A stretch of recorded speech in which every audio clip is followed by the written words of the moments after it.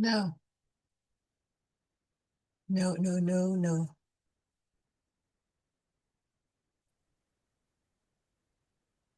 Donc, bonjour Juliette Grange. Bonsoir. Alors, merci d'abord d'avoir répondu positivement à notre invitation. Nous allons parler ce soir de l'extrême droite et du catholicisme ultra-conservateur en France et de liens bien sûr entre ces deux mouvements, entre ces deux mouvances. Alors, je vais brièvement vous présenter. Vous êtes agrégé de philosophie, membre d'Égal, docteur d'État, professeur des universités émérites à l'université de Tours et spécialiste de la pensée française du XIXe siècle, des questions de technique et d'environnement, de philosophie politique contemporaine. Mais vous avez particulièrement travaillé sur l'idée de république, mais aussi sur les mouvements d'extrême droite et leurs actions, leur action politique depuis plusieurs années. Vous vous consacrez à l'analyse de ces extrêmes droites avec un ouvrage qui s'appelle toujours Les néoconservateurs et qui est paru en 2017 chez Agora Pocket.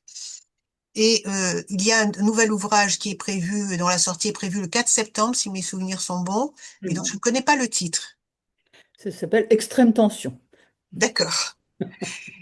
Eh bien, je vous passe la parole. Merci beaucoup, Martine. J'aurai le petit liminaire suivant. Toute l'histoire du 19e siècle en France est une lutte entre les progressistes et la réaction catholique anti-moderne, anti-révolution française, opposée aux droits de l'homme, contre l'égalité, tout particulièrement entre les hommes et les femmes. De Joseph de Maistre au XXe siècle Maurras, les écrivains de talent ne manquent pas dans ce domaine. Ce n'est pas cependant toute la catholicité. Vous trouvez Buchez, Lamennais et beaucoup d'autres qui fondent le christianisme social. Mais ce serait l'objet d'une conférence entière, je ne remonterai pas le temps. Il y a aussi au XXe siècle toute une histoire des liens de l'extrême droite politique avec le catholicisme ultra-conservateur. Mais dans cette conférence, je préfère me focaliser sur la période contemporaine qui est assez peu étudiée pour différentes raisons. Parce qu'on a peu de recul, parce que les historiens ne sont pas encore au travail sur ces éléments. Alors, il s'agit d'extrême droite et non de droite, bien que aux États-Unis comme en France, l'extrémisme sans avoir conquis, en partie au moins, certains grands partis dits de droite, les républicains aux USA par exemple, LR entre autres en France. Mais par différence avec la droite républicaine, je dirais rapidement, on pourra en discuter ou peut-être pourrais-je préciser par la suite, qu'est-ce que l'extrême droite pour moi? Parce que la terminologie n'est pas tout à fait fixée, ultra-droite, extrême droite, néo-fasciste, que sais-je, néo-conservateur. Donc l'extrême droite est adversaire de l'état de droit, de la séparation des pouvoirs, des droits de l'homme, de la justice redistributive, de la laïcité, de l'éducation nationale. Toutes tous ces éléments doivent, d'après elle, être remis en cause, sauf le double discours qui existe, ou utilisation de ces mots dans un sens différent de ce qu'ils sont au départ. Elle met en cause aussi cette extrême droite, le pouvoir judiciaire.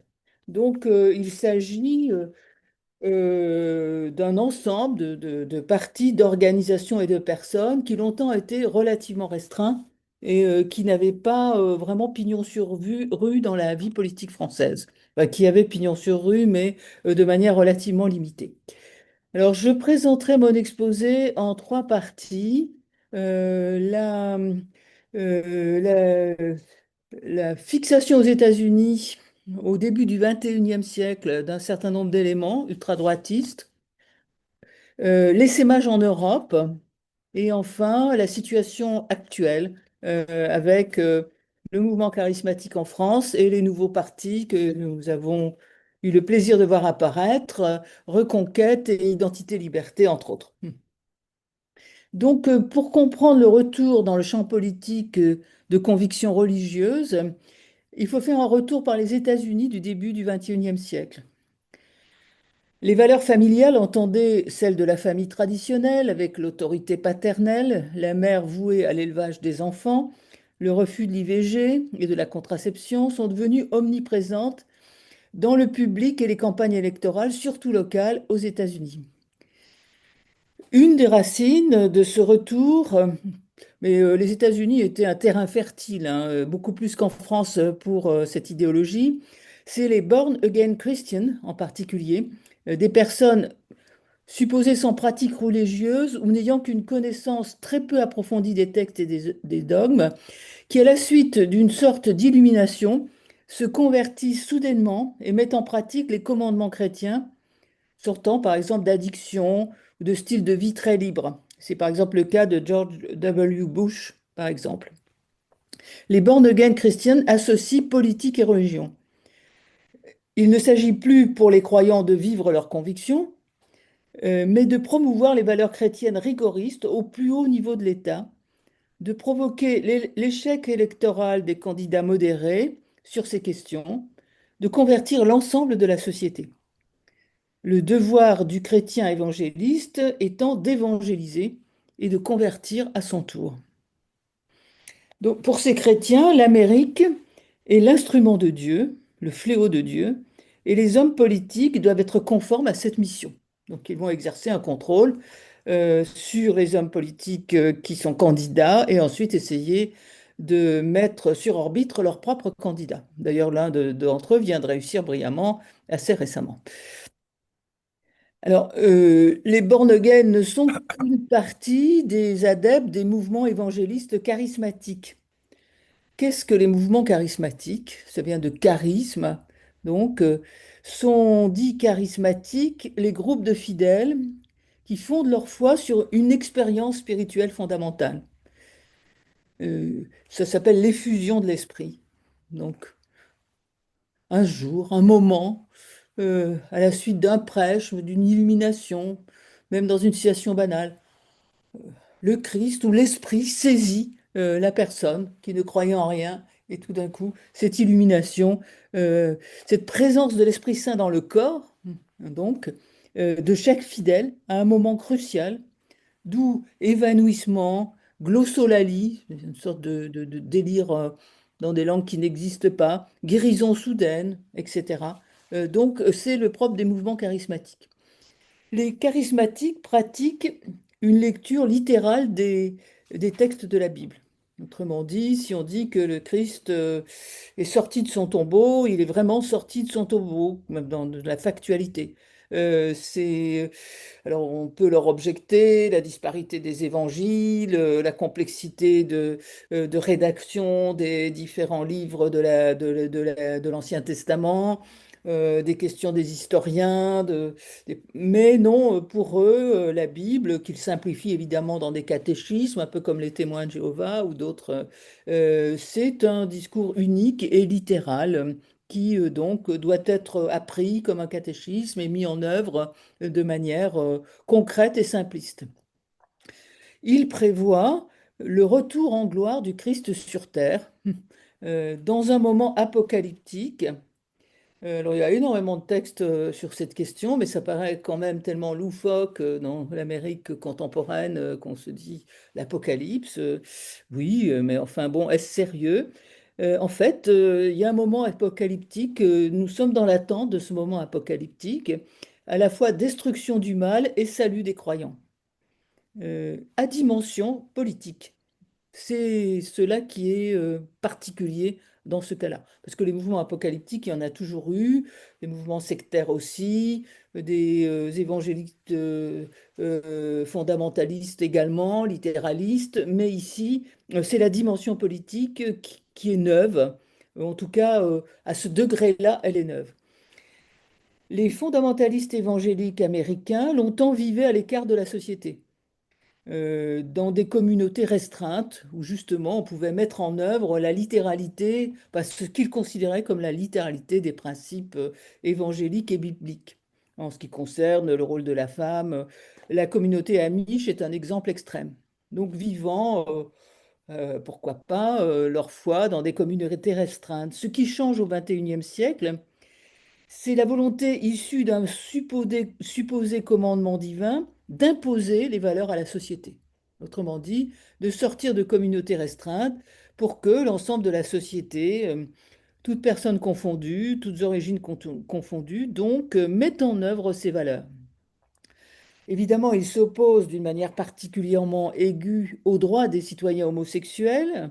Euh, ils veulent imposer l'éducation familiale, l'école à la maison.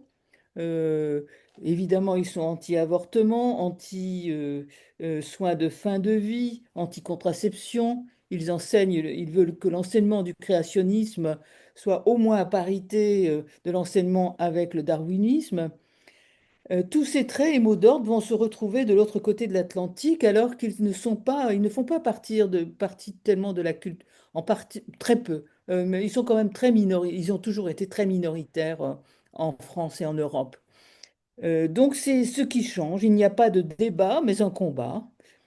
Les États-Unis ont ce qu'ils appellent une destinée manifeste ou une mission civilisatrice rechristianiser non seulement la société américaine, ce qui est déjà pas rien, mais le monde entier, puisque les pères fondateurs sont venus pour vivre leur foi sur d'autres rives pour cette raison.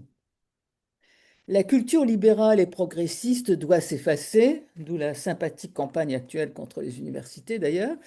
Euh, la, la politique est désormais au service du salut, l'instrument d'un retour à l'unité de l'Amérique chrétienne, vecteur du salut universel par la suite. Nationalisme et foi intégriste se complètent. Il y a une identité chrétienne de la nation. Il s'agit de redonner à l'État un fondement sacré. Ça paraît extrêmement simpliste, mais c'est comme ça que ça marche. C'est pour ça que les intellectuels ont beaucoup de mal, ils sont un peu sidérés parce qu'on a toute l'herméneutique, et là tout d'un coup on propose quelque chose de très simpliste.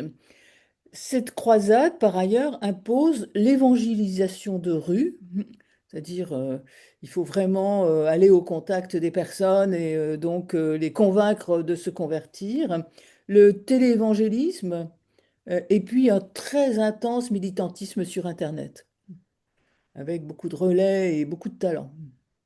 Donc c'est une politisation de la foi qui vient peut-être en partie de la perte d'influence, et on le retrouvera de l'autre côté de l'Atlantique, et l'érosion des fidèles des communautés classiques protestantes, il en existait énormément aux États-Unis, très actives, ainsi que d'un catholicisme italien, irlandais, lui aussi, lié ainsi que le judaïsme d'ailleurs aux anciennes vagues d'immigration, dans des traditions communautaires.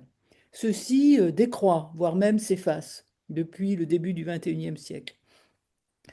Ce phénomène sera parallèle en France, quoique plus tardif après 2010, sauf qu'il concernera le mouvement charismatique catholique, les églises se vidant en partie, seuls les néo-convertis ou les croyants d'un certain type sont présents dans les communautés religieuses et dans les paroisses. Donc voilà l'élément principal hein, de cette politisation de la foi. Euh, à ces mouvements charismatiques d'origine protestante, plutôt évangélique, on verra aux États-Unis apparaître une forme de catholicisme inspiré du pentecôtisme, apparaître et se répandre. Le catholicisme, qui était lié à des communautés particulières, devient dans l'ensemble de la société américaine quelque chose qui est beaucoup plus présent. Citation de Béatrice, je crois que c'est Béatrice, j'espère, Chéligny-Pont, qui a écrit un livre qui s'appelle La droite catholique américaine, Presse universitaire de Rennes 2013, page 32. Citation, l'Église triomphant en Amérique. La vérité catholique voyagera sur les ailes de l'influence américaine et encerclera l'univers. Rien que ça. Fin de citation. Donc, une minorité très active, euh, anti-moderne, anti-lumière, anti-humaniste, anti-sécularisation bien sûr, luttant contre la société sécularisée, contre la culture progressiste, contre les intellectuels défenseurs de la liberté de conscience ou les universitaires supposés critiquer la foi. Donc c'est cette tête de pont assez restreinte au départ qui donc politise les croyances religieuses. Il ne s'agit pas de discuter, bien entendu, dans un débat démocratique, il s'agit d'éliminer des adversaires. On le voit très bien dans la politique américaine de ces derniers mois. Euh, Cette révolution conservatrice manie l'injure plus que l'argument et récuse en partie le débat démocratique. Alors il s'agit là, à mon avis, du berceau religieux outre-Atlantique, non seulement de l'extrême droite américaine, mais d'une certaine forme d'extrême droite française qui va être assez visible à partir de 2010, la Manif pour tous aussi, 2013, et qui est toujours très présente aujourd'hui.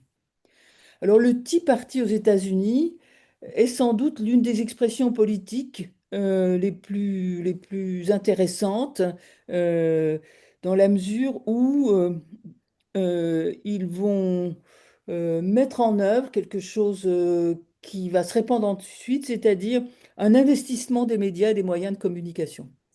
Euh, le Tea Party, c'est 1 000 groupes fédérés sans organisation centrale apparente, donc, mais qui parvient à travers justement de ce réseau, de cette réticulation entre des groupes de prière, entre des groupes de voisinage, entre des groupes d'associations municipales, va dès 2009 influencer les candidats et donc investir les médias. Ils vont mettre en place les Tea Party Patriots, qui sont des camps, euh, à la fois des retraites religieuses et des activités de plein air, en direction d'abord des adolescents, ensuite des pères de famille et d'autres catégories ou des couples. Euh, dans ces camps, ils exercent aussi à l'évangélisation de rue, euh, à la formation d'arguments pour permettre les conversions. Enfin, ils essaient de rendre efficient les relations entre des personnes qui veulent convertir et de futurs convertis. Et puis, ils exercent à la prise de parole chrétienne, bien sûr, publique et à des exercices dans les réseaux sociaux. Donc il y a là, me semble-t-il, quelque chose d'assez neuf et d'important et d'intéressant, dans la mesure où il va y avoir, et ça c'est le second temps, un essaimage en Europe de, non pas complètement des charismatiques, mais de leur conception des relations entre religion et politique, et aussi de leur mode de communication, d'évangélisation. Donc il y a là une modernisation, si je puis dire, indéniable de ce qui se passait dans les groupuscules catholiques traditionalistes en France qui existaient en effet de manière structurée, mais sans que ces groupes aient pu avoir accès à l'espace public, surtout médiatique, à proprement parler. Donc le courant que j'ai décrit est étranger à la longue histoire de l'extrême droite française, qui a son propre nationalisme, qui était plutôt contre-révolutionnaire, alors que les Américains ne parlent pas de révolution, d'ailleurs ils n'en ont pas connu, hein. Euh, L'extrémisme de droite, donc, euh, qui lui-même, cet extrémisme, a une longue histoire dont je n'ai pas parlé, hein, s'est transformé par son alliance avec le Tea Party et les mouvements évangéliques. Alors, le mouvement charismatique, né de cette transformation, est arrivé en France comme une variété exotique de christianisme. Au départ, c'était une curiosité. Je me souviens des années 70 où on m'avait parlé du courant charismatique, hétérogène à la culture théologique de l'Église de France, où l'herméneutique, la théologie, les connaissances historiques étaient très répandues, avec d'excellents travaux des dominicains, des jésuites, etc. J'en oublie sûrement.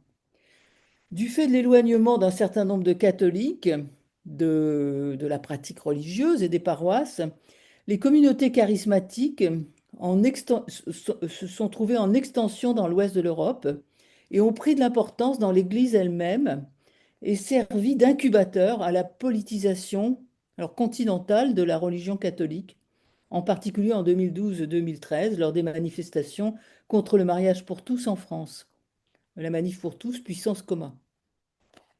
Le retour aux valeurs chrétiennes par la voie politique apparaît alors à la droite de la droite.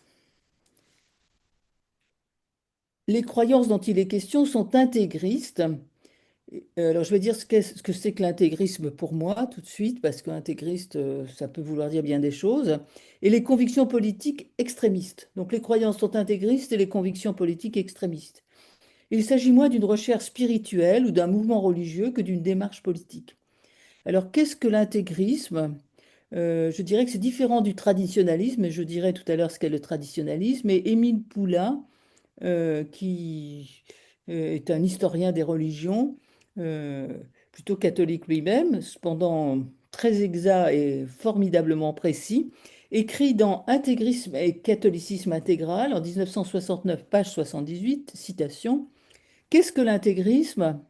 Il désigne tous ceux qui combattent l'ouverture politique et sociale du catholicisme par n'importe quel moyen, il devait connaître les détails, y compris la délation.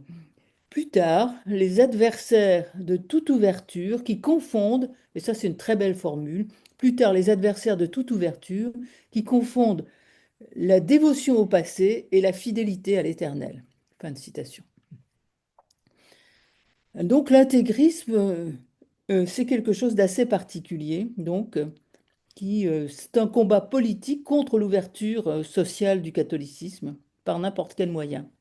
En France, après avoir cheminé dans des groupes de prière, des communautés de vie relativement restreintes, euh, des pastorales étudiantes, euh, ce mouvement charismatique s'est répandu dans des publications, des radios, des réseaux. euh, et donc le néoconservatisme américain, transposé en Europe, s'est marié à l'intégrisme pour devenir l'une des formes politiques les plus en vue actuellement parmi les extrémismes de droite. Par exemple le parti d'Éric Zemmour ou celui de Marion Maréchal. Alors, le traditionnalisme, qu'est-ce que c'est? Je le dirai un peu plus loin, plus en détail, mais c'est plutôt de vouloir revenir à des styles liturgiques antérieurs. On le voit bien à la Fondation Saint-Pie X, on veut la soutane telle et telle, et on veut faire dire la messe en latin, dos au peuple, peut dire fesse au peuple si on est vraiment en mauvais esprit, mais dans une certaine configuration du culte. Ça peut ne pas avoir de sens politique. C'est rarement le signe d'un esprit d'ouverture indéniable, mais c'est simplement quelque chose qui concerne les rites. Nous ne sommes pas dans le cadre de l'intégrisme, qui donc c'est un combat pour l'ouverture politique et sociale du catholicisme par n'importe quel moyen, y compris la délation. Euh, donc, euh, et confondent la dévotion au passé et la fidélité à l'Éternel. Donc, il y a eu mariage entre l'intégrisme, qui avait beaucoup perdu de sa visibilité, si toutefois il en avait eu beaucoup, et ce qui nous est venu d'outre-Atlantique, le néoconservatisme via les courants charismatiques. Alors, que disent ces gens? Ils disent que la culture de mort, alors je ne sais pas trop ce que c'est, s'opposerait à la foi chrétienne. Le consumérisme et le relativisme entraient la France et l'Europe. La crise politique serait une crise spirituelle. Il y aurait également une guerre des idées ou guerre culturelle, une cultural war, qui serait engagée entre deux systèmes de valeurs antagonistes. C'est un peu la guerre des civilisations de Marion Maréchal et d'Éric Zemmour et d'autres, donc. Il s'agirait de combattre une rupture anthropologique. Alors, si on se penche vraiment sur ce genre d'expression, on n'est pas tout à fait au clair de ce que ça peut vouloir dire, mais c'est supposé donc décrire le mariage pour tous, l'IVG, les LGBT, qui rompraient avec un ordre naturel, avec un bon sens, avec un bonheur et une naturalité. Ce mouvement s'exprime sur un fond d'anti-républicanisme, d'anti-laïcisme, certes en convergence avec le maurassisme et le lefébrisme présents auparavant dans l'extrême droite française, mais qui les rénove complètement. Les traditionalistes étaient tournés vers le passé liturgique, la Fondation Saint-Pédis vers la messe en latin. Ils se sont fait discrets par rapport aux charismatiques, rompus au témoignage public de la foi et à la médiatisation. Mais ils en ont profité aussi, ils se sont embarqués là-dedans, alors que Ils n'étaient pas obligatoirement très au fait. Les religions, ou plutôt la religion, devraient avoir donc un statut social spécifique. Il n'est pas bon que la foi catholique soit renvoyée à la sphère privée. Il convient de faire obstacle à la tyrannie liberticide de l'État, à l'illimitation de la liberté. Il faut restaurer des frontières, des limites. D'ailleurs, il y a une revue qui a cessé de paraître récemment, mais qui s'appelait Limites dans ce champ. La tradition doit être réaffirmée. Cette veine religieuse intégriste, donc, diffère des traditionalismes en soutannée et sait manier des codes de communication. Elle a mis en place de magnifiques manifestations. Je ne sais pas si vous les avez admirées comme moi, mais comme j'habite le 6e arrondissement, je les ai vues passer. Donc, la manif pour tous, dont le visuel était très travaillé, travaillé pour être filmé, pour être photographié, pour être transmis par les réseaux sociaux. Elle est urbaine, cette veine religieuse, jeune, souvent jeune, diplômée, avenante. C'est le printemps français. Alors certains mouvements ont disparu, mais ont été remplacés par d'autres, mais c'est en 2012-2015 le printemps français, jour de colère, les veilleurs, sens commun, qui seront les précurseurs d'identité-liberté et de reconquête. Le villériste Bruno Retailleau ou Laurent Wauquiez se situent dans cette tradition, bien qu'ils n'appartiennent pas apparemment à l'extrême droite. Enfin, tradition dans ce mouvement. Donc, elle doit beaucoup, cette veine religieuse rénovée, au mouvement d'outre-Atlantique ici transposé. Elle est très bien dotée financièrement. Stévin, Bolloré, nombre de fondations. Elle hérite des formes spectaculaires et festives des JMJ, par exemple, ou essaie de transposer la Gay Pride ou d'autres manifestements de rue, bien sûr, euh, avec une idéologie différente. Elle dispose de bons relais dans les médias, Valeurs actuelles, Figaro, Famille chrétienne, beaucoup de sites, des très apparents, le Salon Belge, mais des myriades de sites plus confidentiels, des télés, euh, TV Liberté, Catao, maintenant, le journal du dimanche, 1000 raisons de croire, qui s'affiche tout à fait récemment sur tous les kiosques, que je vous invite à observer et même à regarder ce qu'il y a dans cette publication assez invraisemblable. L'Église est désormais une armée. Alors, je pense que tout le monde n'est pas d'accord et je plains les catholiques progressistes. L'Église est désormais une armée, la religion l'instrument d'une prise de pouvoir. L'engagement chrétien en politique, c'est une citation, est asséné partout. L'évangélisation et la recherche de conversion subsistent. L'abbé Grosjean utilise Padre et Blog pour approcher par la discussion sur Internet les jeunes instruits. Il propose l'engagement politique des jeunes croyants, par exemple lors d'un festival Welcome to Paradise à l'abbaye de Hautecombe, appartient à la communauté charismatique de l'Emmanuel. C'est un site extraordinaire d'ailleurs, très beau, où ont lieu des camps qui vont dans le sens que je décris tous les étés et même à d'autres moments de l'année. Alliance Vita, la Fondation Le Jeune, la Fondation pour l'école, Espérance Banlieue, les Sentinelles, SOS Chrétien d'Orient, Alternative catholique, la revue Limite vont dans le même sens. Nous sommes bien cependant toujours à l'extrême droite. La proposition souterraine, c'est un nouveau mai 68, un printemps chrétien, sur le mode des printemps arabes ou du printemps de Prague. Il a une sorte de rétorsion argumentative. Quelque chose qui se conçoit au-delà des lois, en tout cas de notre système juridique et judiciaire, proposant une objection de conscience fondée sur la foi pour les médecins, les pharmaciens, les personnels de santé, entre autres. La désobéissance civile n'est pas loin, surtout face à l'IVG. Nous sommes là devant une forme d'extrême droite qui est assez différente de la violence groupusculaire de l'ultra-droite skinhead et du style voyou. Nous avons là plutôt des jeunes Versaillais, élégants, policés, quoique catholiques décomplexés, comme ils disent, loin du populisme vulgaire. Alors cet aspect policé fait qu'on n'est pas toujours alerté par l'aspect très sérieux de cette action.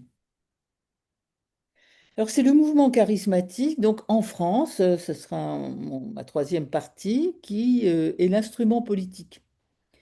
Donc le néoconservatisme chrétien exporté des États-Unis s'est donc transporté en Europe, à l'écart de l'extrême droite classique française, dans un premier temps du moins.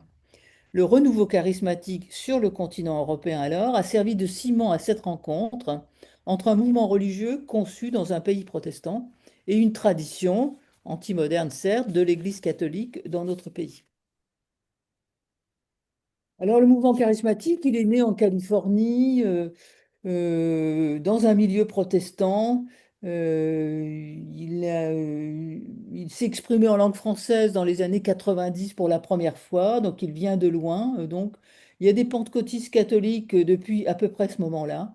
La communauté de l'Emmanuel, qui est un des principaux groupes charismatiques aujourd'hui, catholiques, est à l'origine un rejeton de ces groupes américains arrivés sur le continent européen dans les années 1990. Alors, le mouvement charismatique s'est constitué à partir, en France et en Europe, mais je parle de la France, à partir de groupes de prière devenant des communautés dites nouvelles qui réunissent prêtres et laïcs, des personnes de tous âges, y compris des familles, dans une forme de vie monastique ou consacrée très différente de celle pratiquée par des ordres réguliers présents en Europe. Vous en avez peut-être croisé parce que on leur a donné en gestion énormément de monuments éminents, certaines abbayes des Pyrénées-Orientales par exemple. Ils sont présents quand vous allez visiter, ce sont eux qui font les visites et ils vivent sur place. Donc on peut observer comment se structure leur vie, enfin du moins quelques éléments de ce qui constitue leur vie. Donc on voit qu'il y a des enfants, on voit qu'il y a des personnes consacrées, d'autres non, on voit comment se répartit le travail, les offices, la prière la gestion de ces bâtiments prestigieux. Donc, à partir de groupes de prière, des communautés nouvelles, donc assez hétéroclites et un petit peu différentes des formes de vie monastiques ou consacrées qui étaient pratiquées par les ordres réguliers présents en Europe. Donc ce sont des associations privées de fidèles qui sont reconnues à l'intérieur des diocèses. Très souvent, on y prononce des vœux et on donne tous ses biens à la communauté, mais la hiérarchie ecclésiastique, l'Église, a très peu de droit de regard. Donc il y a une sorte d'indépendance de ces communautés. Donc elles gèrent et animent des institutions, des monuments bien sûr, mais aussi des résidences étudiantes et hospitalières. Elles occupent et restaurent des abbayes désertées ou prennent des paroisses en déshérence. Elles sont toujours charismatiques, c'est-à-dire c'est la conversion, la soudaineté de la conversion individuelle, l'émotion religieuse, cette expérience instantanée, les manifestations corporelles de la présence de l'Esprit Saint, transe, spasme, perte de conscience, des signes visibles de l'Esprit, des pleurs individuels ou collectifs, des prophéties, des guérisons miraculeuses, des effusions, des événements qui caractérisent donc la vie de ces mouvements charismatiques. Le nouveau converti connaît une forme de renaissance, il est reborn, donc, en rupture avec sa vie passée, en relation directe avec l'Esprit Saint. Très souvent, il affirme avoir vécu une rencontre personnelle avec le Christ, comme on rencontre une personne. Donc, cette expérience émotionnelle remplace l'étude des textes ou de la doctrine et frappe du sceau de l'évidence l'affirmation de la foi. Les groupes charismatiques prétendent souvent par ailleurs posséder le charisme de guérison. J'ai essayé de brancher un de mes étudiants en médecin là-dessus, mais il ne m'a rien appris. La maladie a en effet pour source la rupture du lien avec Dieu, et donc la conversion puis le culte sont supposés guérisseurs. Et ça peut être instantané. Donc, conversion, peu de régulation hiérarchique, reconnaissance parfois directe par Rome de certaines communautés charismatiques, c'est pour ça qu'il y a tant de problèmes de dérives sectaires, de harcèlement, parce que ces communautés sont hors des régulations pourtant pas toujours suffisantes de l'Église, mais ici, elles ne sont pas obligatoirement sous l'autorité d'un évêque. Donc la conversion, c'est une transformation radicale. On rompt en général avec sa famille, sauf si cette famille entre dans le jeu. C'est une rupture totale. Euh, Et très généralement, il s'agit de jeunes ou de personnes qui n'ont pas de culture religieuse. Leur citation, le choc de la conversion frappe des jeunes sans maturité, qui ont quitté depuis peu le nid familial. Tous les repères, vie en société, vie en église, vie familiale, vont brusquement s'évanouir dans une atmosphère euphorique qui submerge tout. Donc ce sont les conversions subites, les baptêmes dans l'esprit, les guérisons physiques, les prophéties étonnantes qui opèrent en renversement des valeurs, un bouleversement tel que la perception du quotidien en est complètement perturbée.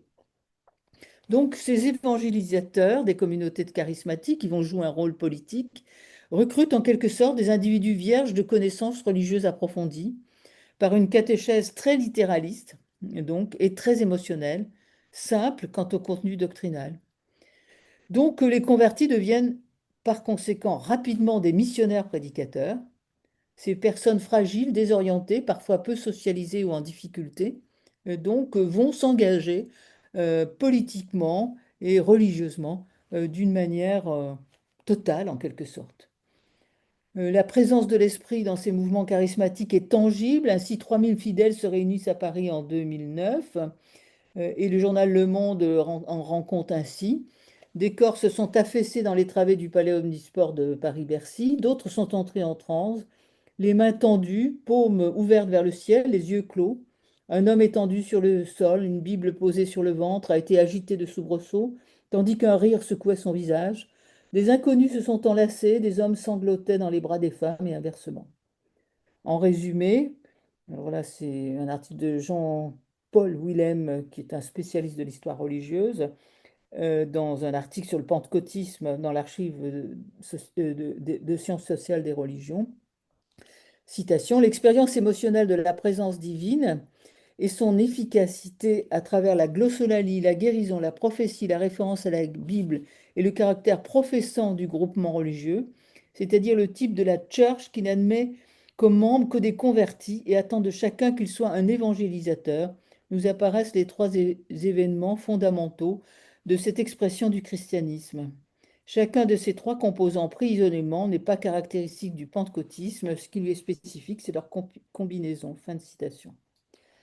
Donc on a appelé très longtemps et considéré avec un peu de condescendance en les appelant les tcha ou les caca charismatiques, donc ces groupes. Et en fait, c'est eux qui vont constituer un vivier pour les mouvements néoconservateurs. Aussi étonnant que ça puisse paraître à nos esprits rationalistes qui peut avoir été formés à d'autres traditions intellectuelles et théologiques. Les manuels, les béatitudes, le lion de Judas, le chemin neuf, le pain de vie, l'agneau immolé, le verbe de vie, Notre-Dame de vie, jeunesse et lumière, communion et libératione, qui est plutôt italien, les frères de Saint-Jean, le chemin néocatéchumal, les légionnaires du Christ, ont servi de base à des mouvements politiques. Donc les communautés charismatiques ont un tropisme commun, l'apostolat des laïcs, la nouvelle évangélisation, qui vise à convertir des personnes sans appartenance confessionnelle, sans culture religieuse, encore moins théologique, n'appartenant à aucune paroisse ou collectivité. C'est un christianisme de conversion. La foi, donc, exige l'engagement militant. Dans ce cadre, on n'est plus chrétien par tradition, par culture, mais dans un choix individuel qui n'est pas du seul domaine de l'intime ou de la vie intérieure, mais impose immédiatement non seulement la mission de convertir autrui, mais de militer politiquement pour instaurer le règne du Christ sur terre. Max Weber, par exemple, ou Ernest Troeltsch ont insisté dans leurs travaux sur la différence fondamentale entre les églises, dans lesquelles le croyant est né, a été éduqué, et qui ont une dimension historique et sociale complexe, et les sectes auxquelles on adhère volontairement en tant qu'individu, sans qu'existe un arrière-plan d'histoire familiale, sociale ou culturelle à cette adhésion. L'apostolat charismatique, dans ce cadre, semble plutôt se rapprocher de la démarche sectaire. Donc, ce mouvement va avoir pour mission de réévangéliser l'Europe, de reconfessionnaliser les pays latins. Et il rencontre dans ce cheminement l'Opus Dei, une organisation pour qui le prosélytisme est également primordial, même s'ils sont d'abord des universitaires, des étudiants, l'élite des mondes des affaires et de la politique, ils sont font plutôt partie de ses membres et sont visés par lui. L'Opus a joué un rôle important dans la première étape de la diffusion du néoconservatisme sur le continent. Dans les phases plus récentes, d'autres vecteurs viendront compléter et étendre ces influences. Donc, euh, il s'agit de toute façon, on connaît très mal l'Opus Dei, sauf par des témoignages de personnes qui en sont sorties. Il s'agit de refuser aux membres l'autonomie psychologique, sociale et parfois financière. Donc, véritablement, il s'agit de convertir les milieux intellectuels et des affaires pour atteindre ensuite le plus grand nombre. Donc, c'est véritablement une structure militaire. Chaque membre reçoit de ses supérieurs des tâches précises à accomplir. La mission de l'évangélisation et de la conversion est entièrement orchestrée depuis le siège de l'organisation à Rome, où préside la plus haute autorité, donc le prélat. Dans tous les cas, et comme dans les mouvements charismatiques, mais d'une manière plus nette encore ici, l'autonomie personnelle du fidèle est niée. L'Opus Dei est beaucoup plus organisé et centralisé que les courants charismatiques, qui, sur le mode américain, essaiment dans une structure horizontale. Le procédé le plus fréquent pour gagner à la cause est l'assignation par l'organisation opusienne d'un membre, on m'a fait le coup, hein, dynamique, amicable et serviable, qui vous suit partout, extrêmement souriant, euh, et qui appartient à l'œuvre. Il est chargé de gagner l'amitié d'une personne précise dont on souhaite la conversion et que l'on désire mieux connaître et surtout mieux influencer. Le futur converti ne se doute généralement de rien et est très heureux de trouver une personne serviable, amicale, optimiste, souriante et toujours prête à lui rendre service à l'invité. Un membre, Vincent Duborgel, qui écrit dans l'enfer de l'Opus Dei, chez Albin Michel, dit: avec le recul, je me rends compte que tout cela était rondement mené et psychologiquement bien ficelé. Tout était dirigé de main de maître. Fin de citation. Ces efforts de conversion vont de plus en plus vers un public de jeunes au travers de camps, d'aides scolaires, de foyers ou de résidences universitaires. À Lyon, Monseigneur Barbarin avait confié à l'Opus la pastorale des étudiants. Au contraire d'autres organisations visant la téléévangélisation, en particulier des jeunes, des universitaires et des étudiants, l'Opus Dei agit de manière ultra confidentielle. Autant le chemin néocatéchumal, Communion Libération, Fraternité missionnaire, Verbum Dei ont pignon sur rue, ils ont des bibliothèques, ils s'affichent, pas de manière ostentatoire, mais néanmoins ils ont pignon sur rue. L'Opus agit de manière ultra confidentielle, même à l'intérieur du Vatican. Il est fortement lié au monde des affaires et à l'argent en général, beaucoup plus que le mouvement charismatique.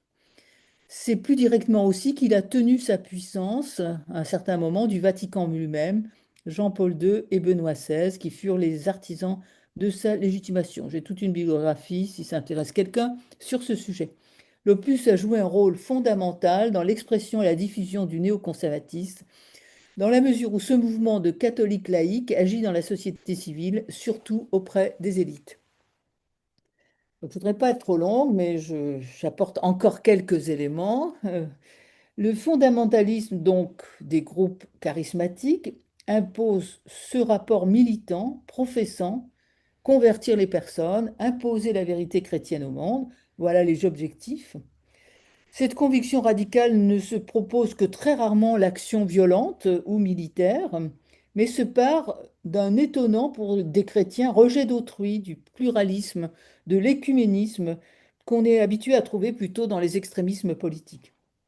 La conviction se structure à partir d'une lecture très simplifiée, acritique des textes bibliques ou des évangiles, souvent donnés dans des digests ou enseignés oralement.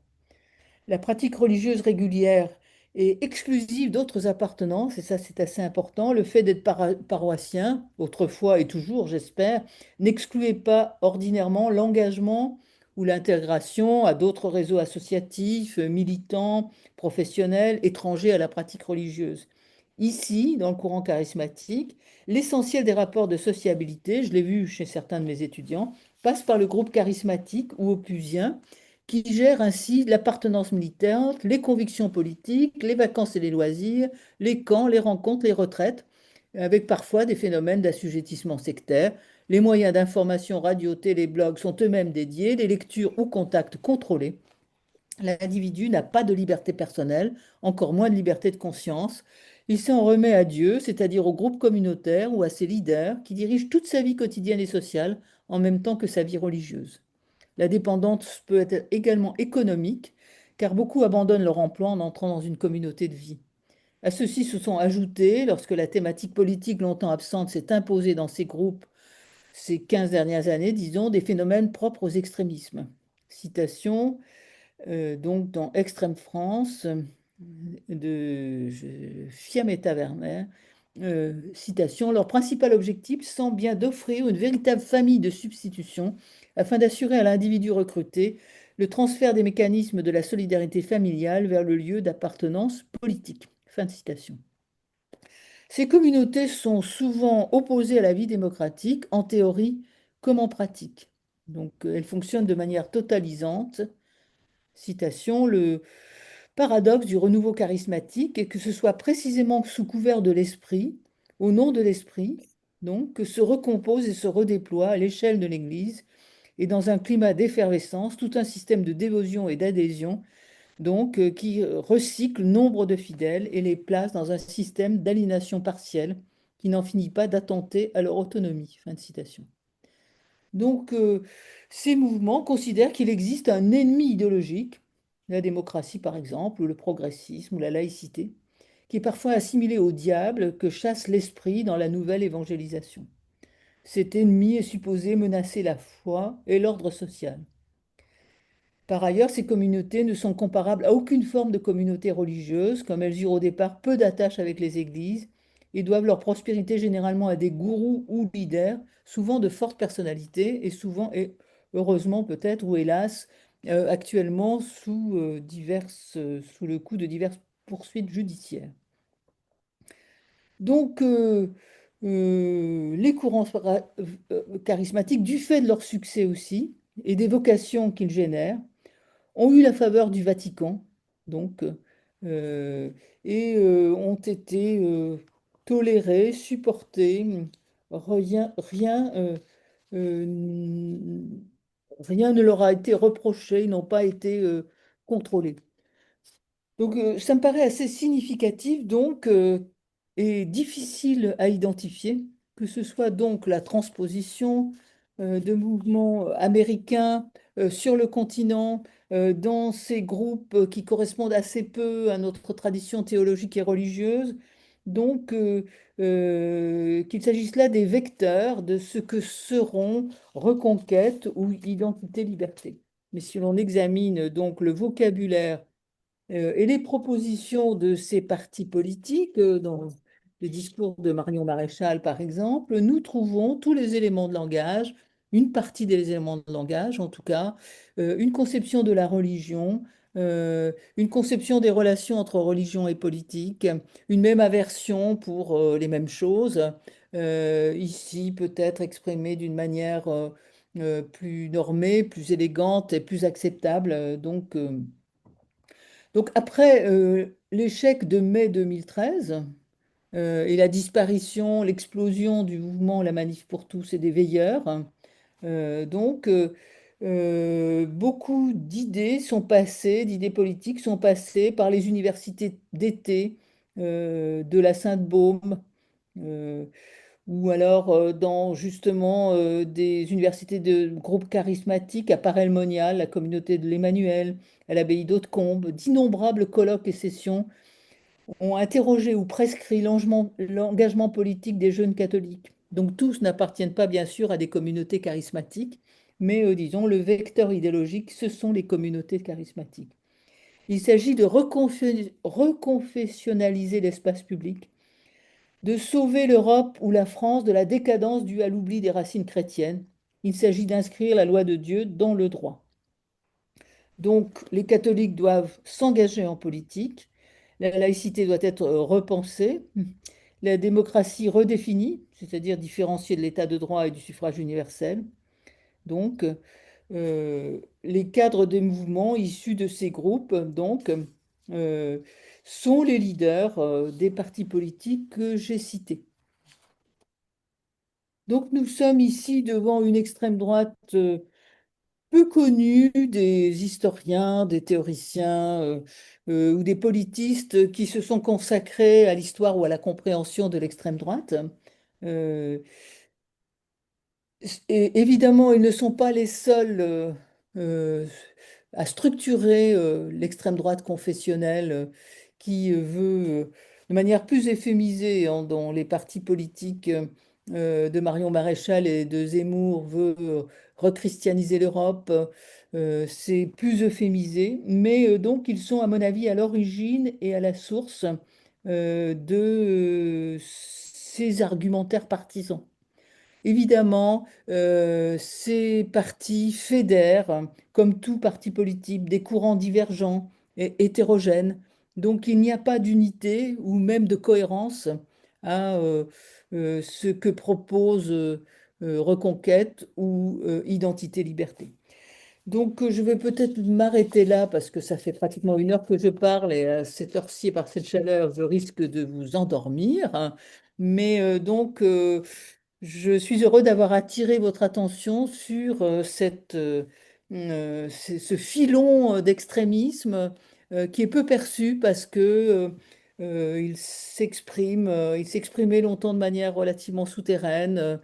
Il est assez neuf dans sa présentation, donc nous ne sommes pas devant des groupuscules violents qui existent encore aussi. Il existe d'autres extrêmes droites et parfois des mariages partiels et souterrains entre elles, mais c'est un de mes objets d'étude et je poursuis ces observations et cette Oui. information parce que c'est par eux que sont passées beaucoup de choses qui peut-être nous étonnent, hein, dans la structuration de notre vie politique.